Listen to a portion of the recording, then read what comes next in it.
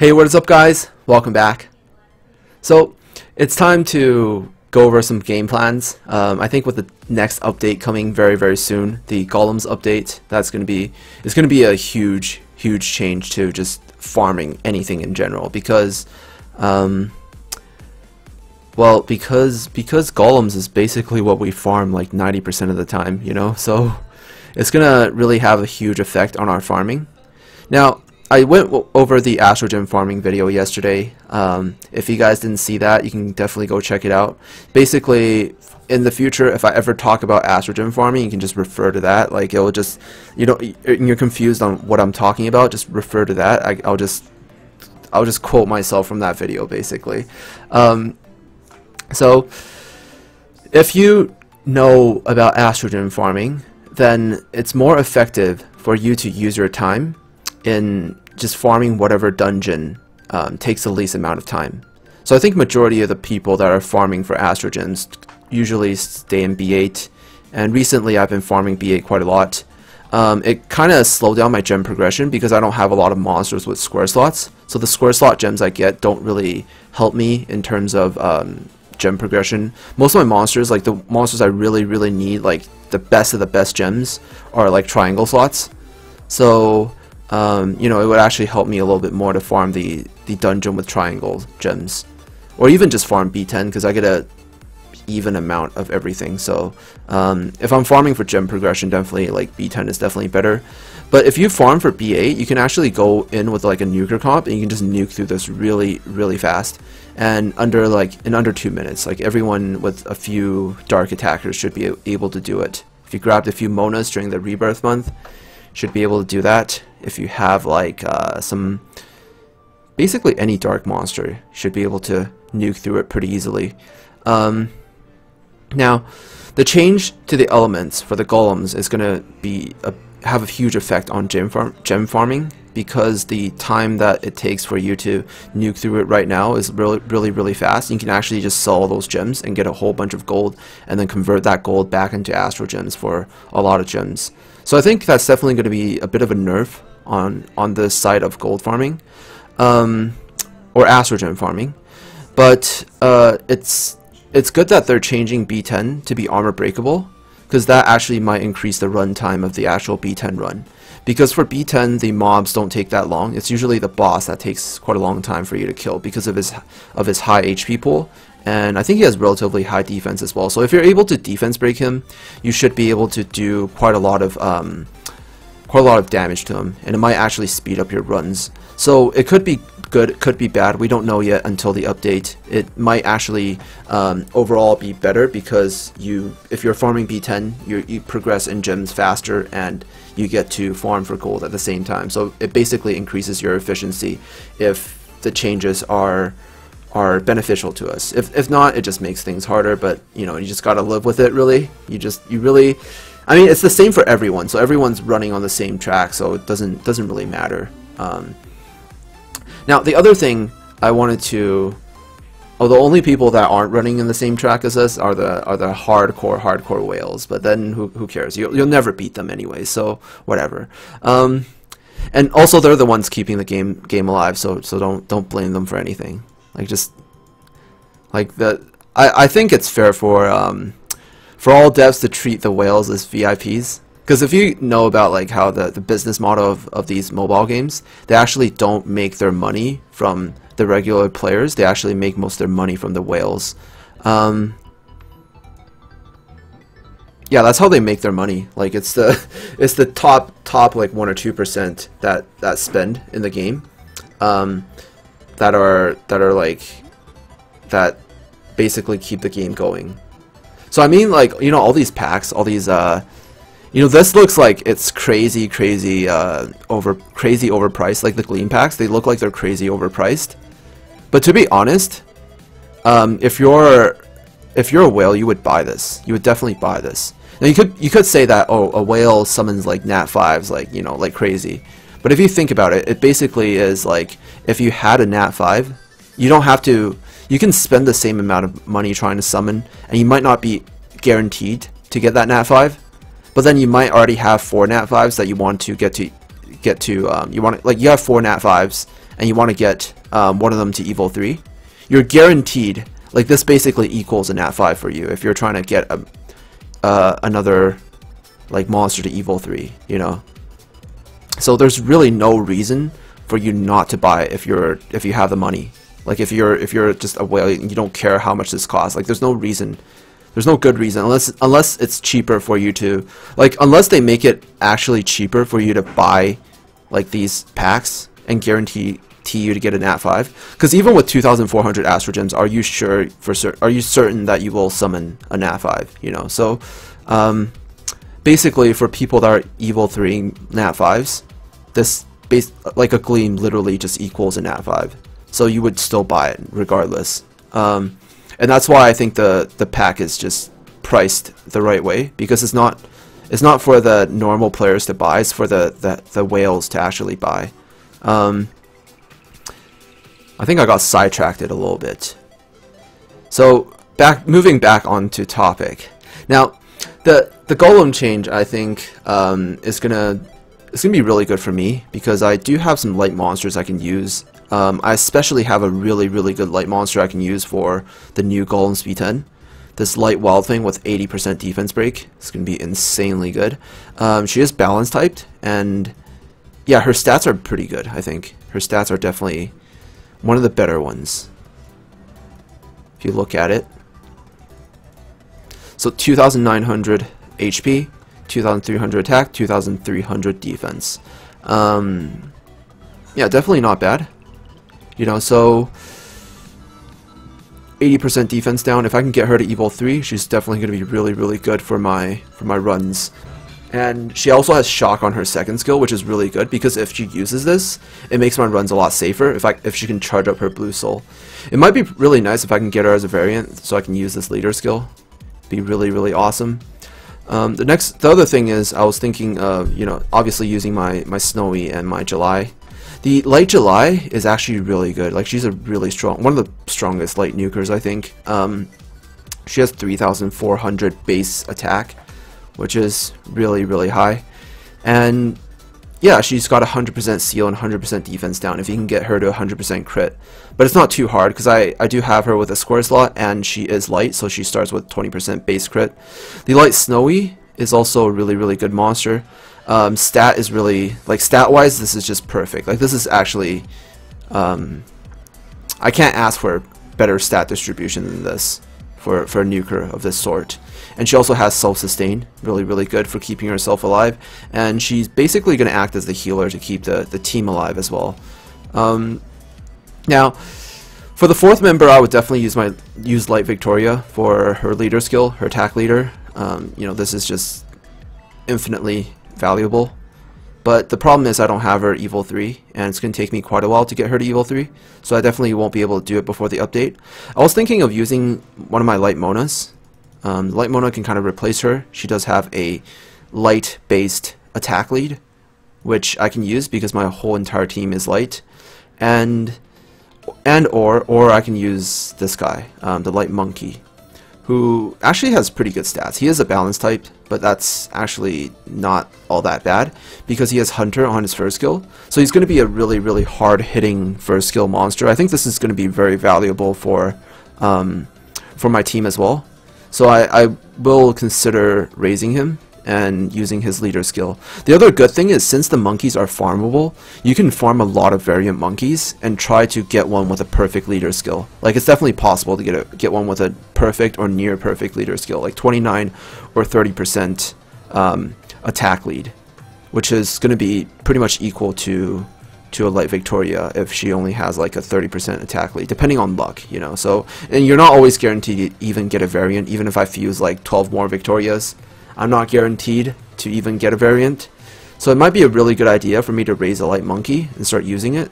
I'll see how it turns out, and then since I don't have enough resources to raise him to, I don't have enough light stones to raise him to 6 stars, I'll have to wait for next Friday, which is in a few days, and we'll see if he's good. If he's good, then I'll definitely raise him, and if I think I need him, not if he's good. I already know how good he is, but I like just from looking at stats and everything. But if I had to had to choose between like certain monsters. I want to see if he's the one that's most suitable for doing that job in Golem's B10.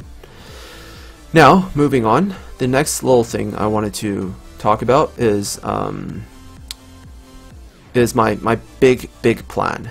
Now, I don't know if like this is actually something I don't want the devs to know, because they'll try to like have some way to like counter it or something like that, but they probably don't watch me anyways. So anyways, my big plan is to wait for a Dark Mona rebirth again. I definitely think it's coming, because if you look at a pattern, you'll see that past rebirth monsters are getting added to new rebirth list as bonus rebirths. So there's definitely a chance for the Monas to come back. It'll probably be July's first, because July's were before the Monas, and then maybe the Monas, and then you know, if you notice during the Miho month they had the Victorias, and then now they have the Sea Stars again, and so I'm guessing next they're gonna have the Julys, and then maybe after that they're gonna have the Monas. So maybe if they skip a month, because they always, I think they do actually skip a month, because if you look during the Medusa month, they didn't have any bonus monsters. So maybe next month they won't have any bonus monsters, and then the month after that they're gonna have like the July as bonus monsters, and then the month after that they're gonna not have any bonus monsters, and then the month after that they might have the Dark Mona. So my big plan right now is to like save as much Astro Gems as I can, and you know, since the Heroes Festival doesn't really change, they're gonna keep having those Heroes Festivals, I can just wait for that month's Heroes Festival and just summon like 10,000 Astro Gems worth of Astro Gems and just use all those monsters for rebirth, you know, during that time, and I'll have like a lot of chances to try to get the Dark Monas, because I definitely do want to have 3 Dark Monas, all with square slots for farming, just for like leveling and farming purposes, because time is money in this game. I mentioned this in the Astro Gem farming video. The only resource that you can't convert or farm in this game is real time. So real time is what makes and breaks progression and stuff. Like the people that progress faster are the people that farm harder, and that's exactly what I intend to do. So yeah, I'm just gonna have to wait for that, since I don't really need anything else right now. The next thing is I think I'm done with the Pinalos. The update for the Golems will probably come in 2 days, right after the Pinalo event ends. And I'm done with all the Pinalo stuff. I have all my Tiger, my Dark Miho, my Wood Hana. So I don't really need anything else. I don't really need any more Pinalos. I'm completely done. My Wood Pinalo's Evo 3, so yeah, you know, there's all those things. I don't need any more Pinalos than this. Now, my next project, my next like small project that I'm gonna do is I want to raise my a few more aggressors. It doesn't really matter which one I raise. I can either raise the Sea Stars or the Mihos. Ideally, it's the Sea Stars, but the problem is with the Sea Stars, I need to farm a lot of Sea Stars for this to work. I've also been saving all my Sea Stars as well, you know, kind of just for the light one if I do actually pull it, and if I don't, then I'll probably feed all these Sea Stars into a dark one, and then just 6-star one of my dark Sea Stars. The reason for this is I've been trying to make a farming team for the last map. Over here, Slumbering City. Now, Slumbering City is actually really hard to farm. I can't farm it with like a nuker comp. The monsters just hit really hard. Like these monsters are stronger than the Golem's B10 monsters. They're level like 90 something, which is like extremely strong. So if I use like a healer or dungeon comp, it's going to take too long.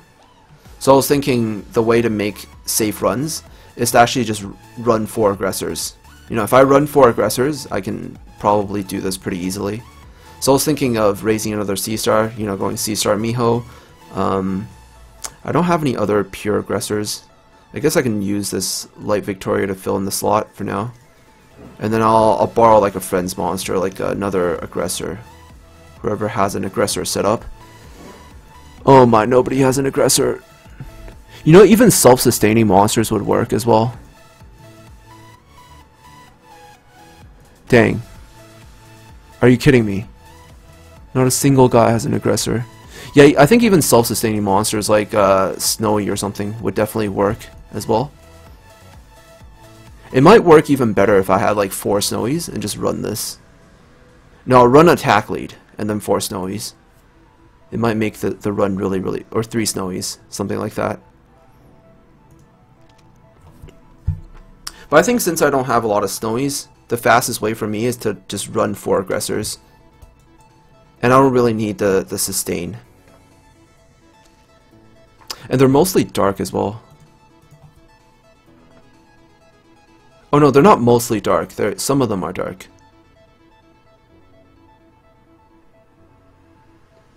Ooh, I don't know if that Snowy's going to be able to sustain enough. If they both attack him, I think he's dead.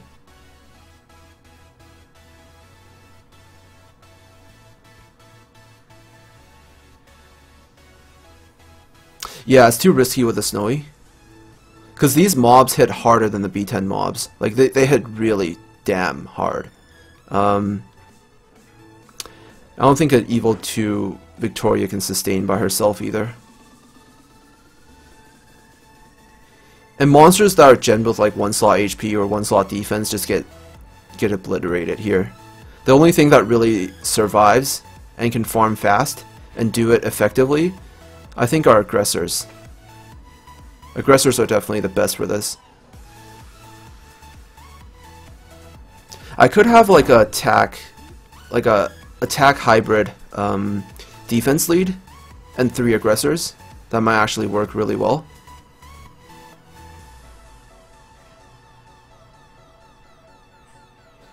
Because the other thing about this dungeon is, unlike B10, not all the monsters are dark. So I can't just have a light monster tank everything and then just have everyone else be a nuker, because that won't work either.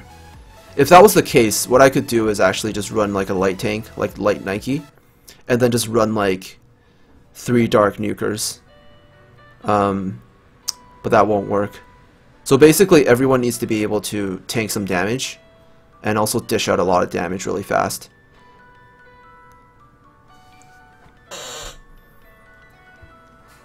Yeah, this is definitely not easy to farm.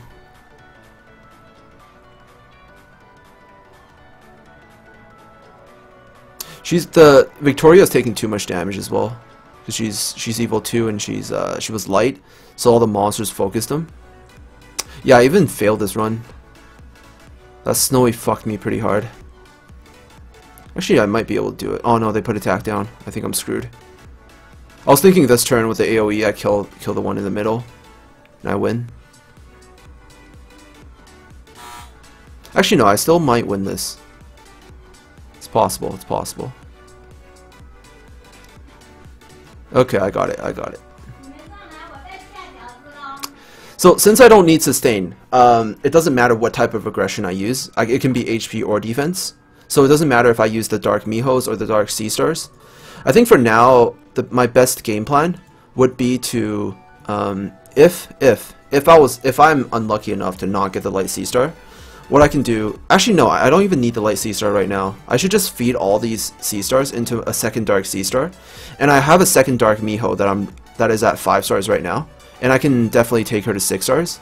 So I was thinking of running 2 Dark Sea Stars, 2 Dark Mihos. And then using the Sea Star lead for crit. This way I don't waste the crit lead.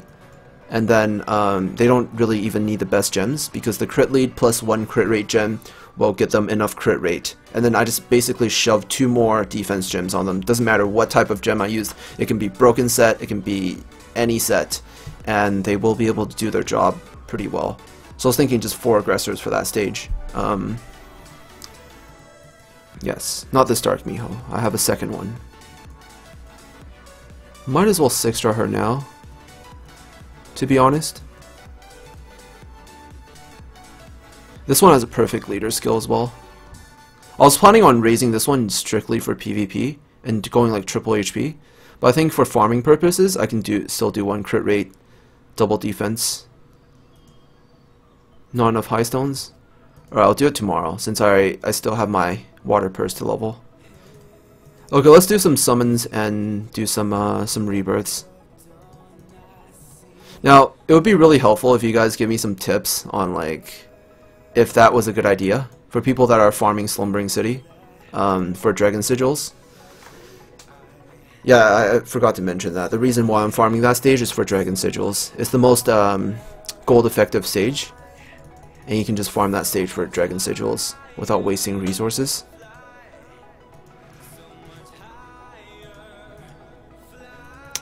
Nice, I got a slime from the egg.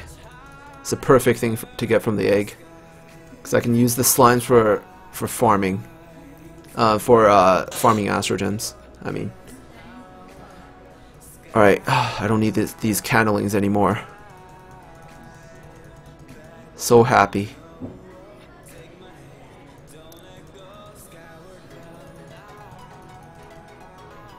Ooh. So another water cupid. Too bad it wasn't a variant. You guys have no idea how happy I would be if I summon a variant cupid. It's like my most wanted thing in the world right now.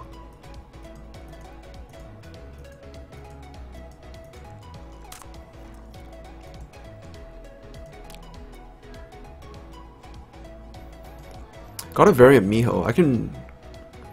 I can feed her to my other dark one, but it's not a really good leader skill. It's only 16%.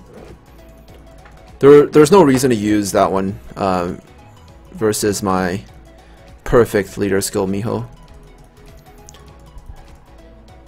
Ooh, what? Oh man, I got a... You know how I was talking about a variant wild thing?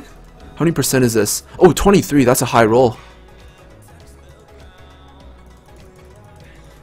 Ooh. Ooh, I got another C star. Ooh, that is really good.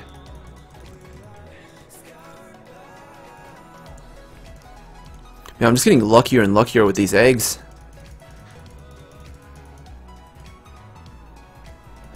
Alright, so everything besides Rebirth I can use for fusion.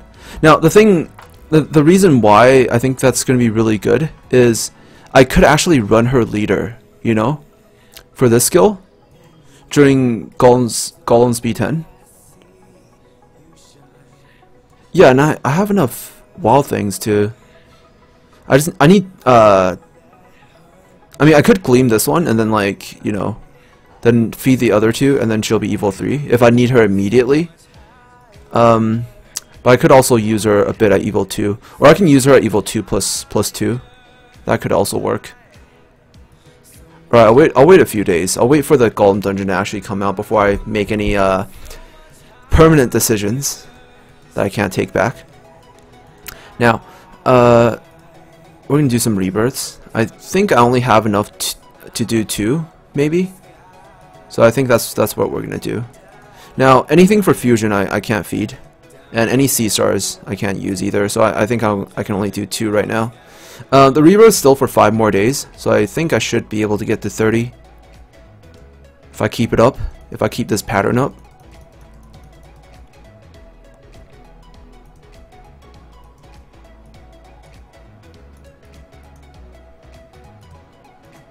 Now I'm okay with like rebirthing the monkeys because the monkeys are farmable, so I can definitely just farm more if I need them. This way I can get to 30 for sure.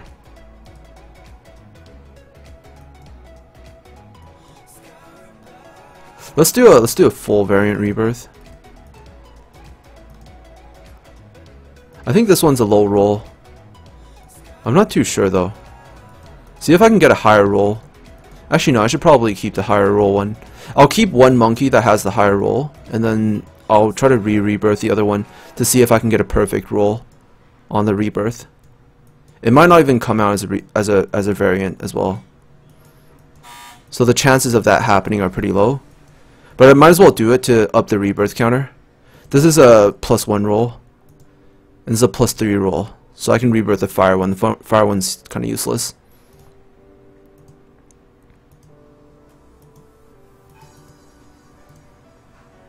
Yeah, I can just do this. I don't need the mini-cads, I don't need the candlings.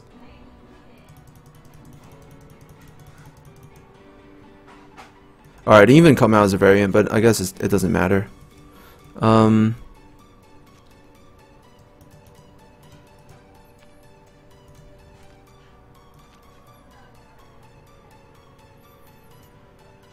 Dang, I have no 3-star. Probably shouldn't be using the wolf. Alright, I think that's it. I think we're all out. So yeah, I think that was a pretty good summoning session. I did get that variant wild thing. Make sure you grab the Cupid Soulstones. Those are really good. So yeah, that's pretty much it. That's actually exactly what I needed. That variant wild thing. You know, tell me what you guys think, people that are farming Slumbering City, about my 4 aggressor plan. I think the 4 aggressor makes the runs pretty stable and fast. This way I don't need heals, and they can all nuke and all survive. I think 4 aggressor should be pretty good. Since there's no boss stage, I don't need any sustain. Yeah, that's pretty much it. So, thank you guys so much for watching. Really happy about getting a lot more variant 4 stars now. And I'll see you guys in the next video. Peace out.